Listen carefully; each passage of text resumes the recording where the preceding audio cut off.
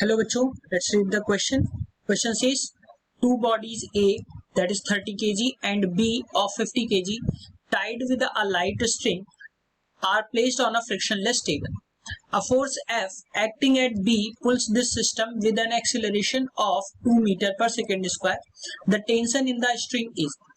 Four options given here. We just have to talk about the solution. So बच्चों यहाँ पे हम सबसे पहले बात करेंगे यहाँ पे की कॉन्सेप्ट की. तो ध्यान रखिए, न्यूटन के सेकेंड लॉ के अकॉर्डिंग अगर हम देखें F इज इक्वल टू होता है ma.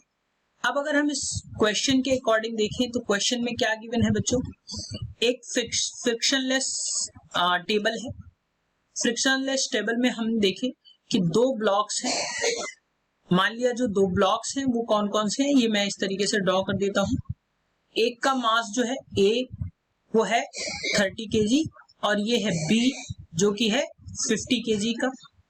ये दोनों एक लाइट स्ट्रिंग से बंधे हुए हैं और B को हम पुल कर रहे हैं F फोर्स से मान लिया, और जिसमें एक्सेलरेशन जो होगा वो एक्सेलरेशन यानी कि A की वैल्यू मैं यहाँ पे A लिख देता हूं. A की वैल्यू जो लग रही होगी वो लग रही है 2 मीटर पर सेकेंड.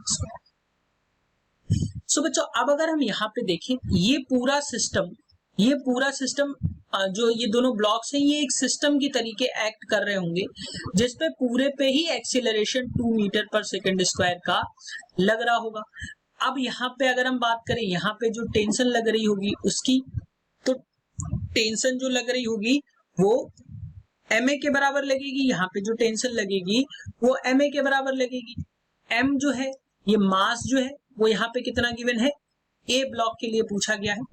तो A ब्लॉक के लिए अगर हम देखें तो यहाँ पे मास जो है वो 30 है और एक्सीलरेशन जो लग रहा है वो 2 मीटर पर सेकेंड स्क्वायर का लग रहा है. सो बच्चों यहाँ से अगर हम टेंशन की बात करें तो आ जाएगा 60 न्यूटन. सो ऑप्शन जो है option 1 is the correct answer for this question.